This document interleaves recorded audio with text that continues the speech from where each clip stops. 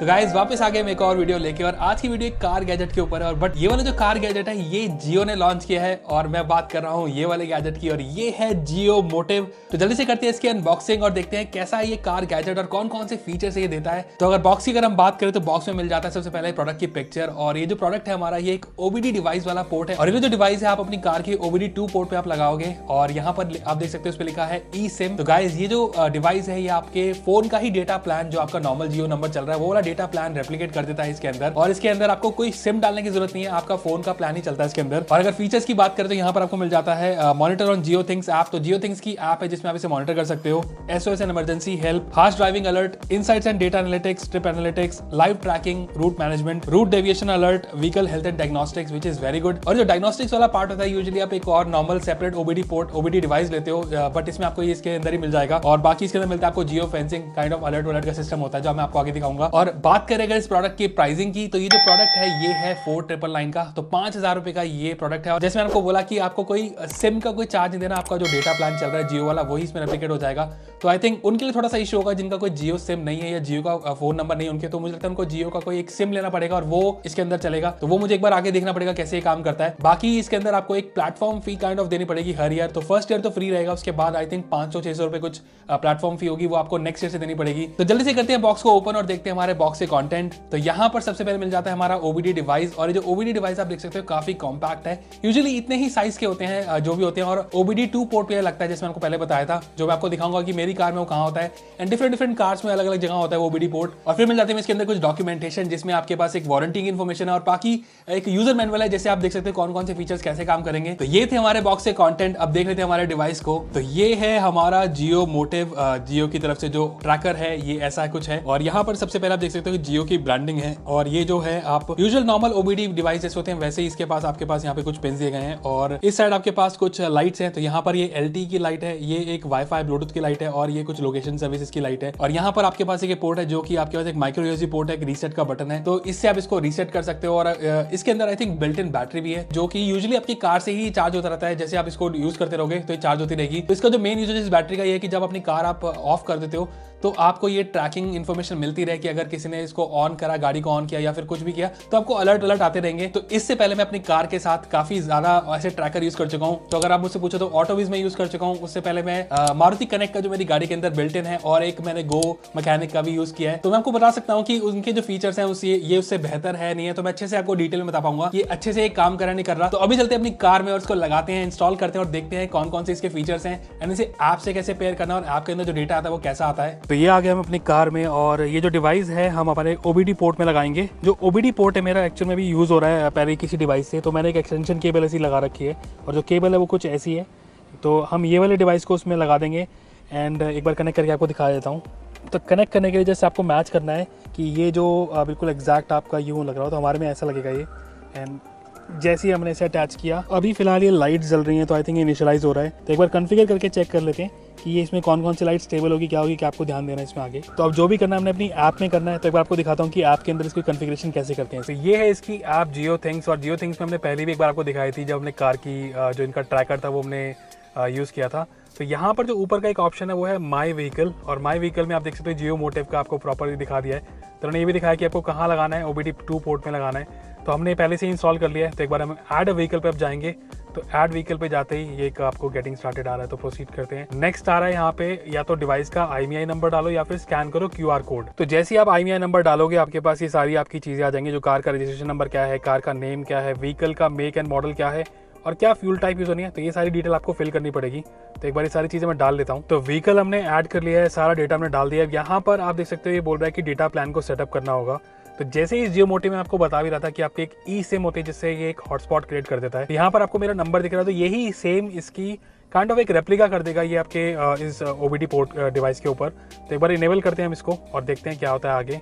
तो इनेबल करते ही यहाँ पर मुझे लिखा आ गया कि जो डेटा प्लान है ये जियो CR1440, जो कि जियो का ये जियो मोटिव है, उसका एक मॉडल नंबर दिया गया। तो ये लिखा है कि ये इसको यूज़ कर सकता है। तो हम नेक्स्ट करके इसे पेयर कर देंगे, और ये रिक्वेस्ट हो चुका है। तो अभी फ़िलहाल हमने रिक्वेस्ट दे दी है, एंड आई थिंक जहाँ तक मुझे पता है कि इसको 24 to 48 आवर्स लगेंगे एक्टिवेट होने में। फिलहाल तो ये एक्टिवेशन प्रोग्रेस में है, तो आई थिंक एक्टिवेशन में लिखा है इन्होंने कि it will take up to 4 hours, 4 घंटे लगेंगे इसको एक्टिवेट होने में। तो अभी 4 घंटे बाद हम इसको दोबारा चेक करेंगे। और ये जो रेड लाइट थी वो ग्रीन हो चुकी है, तो अब आप देखते हैं इसकी ऐप में कि प्रोविजन हो गया नहीं हो गया। तो जैसे मैंने आपको बताया था हमारा प्रोविजन हो गया था वो ग्रीन, एंड एक बार मैंने गाड़ी रीस्टार्ट करी तो यहाँ पर आ गया रेडी टू यूज़। और अभी फिलहाल मेरी गाड़ी बंद है और यहाँ पे लिखा है व्हीकल पार्क्ड, और कहाँ पार्क है वो लोकेशन आपको दिख रही है। एंड सबसे अच्छी चीज़ यहाँ पर आपको व्हीकल हेल्थ यहाँ दिख जाएगा। तो अभी फिलहाल मुझे बैटरी दिख रही है 12.3 वोल्ट, तो थोड़ी मेरी बैटरी गाड़ी की लो है। काफ़ी दिनों बाद मैंने गाड़ी स्टार्ट करी तो आई थिंक इसलिए लो आ रहा है। और भी सारी चीज़ें हैं, एक बार आपको ऑन करके दिखाता हूँ कि कौन कौन सी चीज़ें यहाँ आती है। एंड सबसे पहले एक बार हम अपनी गाड़ी को ऑन कर लेते हैं एंड देखते हैं क्या क्या डेटा आता है इसके अंदर। तो गाड़ी जैसी मैंने स्टार्ट करी उसी टाइम रियल टाइम में नोटिफिकेशन आ गया इंजन स्टार्टेड।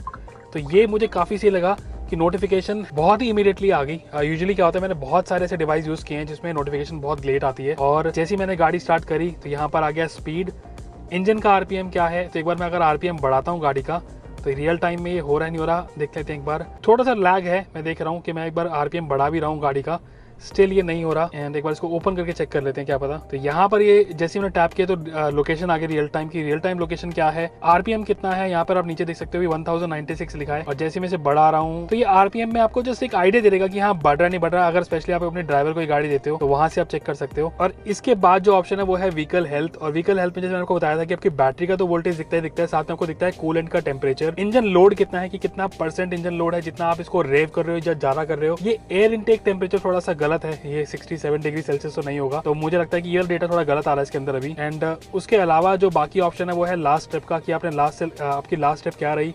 तो हमारी लास्ट स्टेप कुछ खास नहीं थी, हमने जस्ट ऑन करा था, इसको ऑफ किया। तो ऐसा कुछ आप मैप पे देख भी सकते हो कि कहाँ स्टार्ट हुई कहाँ खत्म हुई। टिप्स के अलावा जो उसके बाद जो ऑप्शन है वो है जियो फेंसिंग का। तो जियो फेंसिंग काफी लोगों को पता भी है जो ऐसे डिवाइस यूज करते हैं, कि आप एक एरिया मार्क कर सकते हैं। तो जैसे ही गाड़ी आपकी इस एरिया में आएगी अंदर तो आपको एक नोटिफिकेशन आ जाएगी, या फिर इस एरिया से बाहर जाएगी आपको एक नोटिफिकेशन आ जाएगी।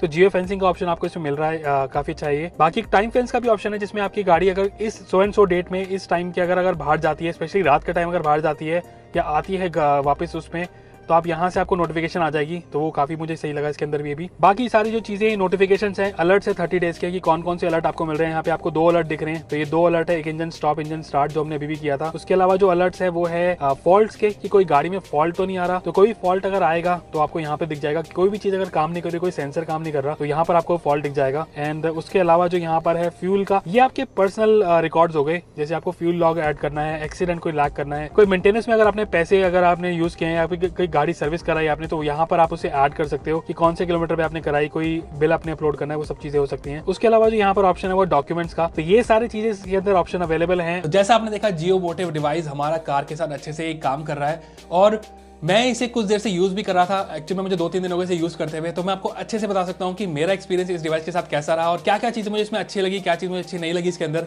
तो सबसे पहले बात करते हैं इसके फीचर्स की।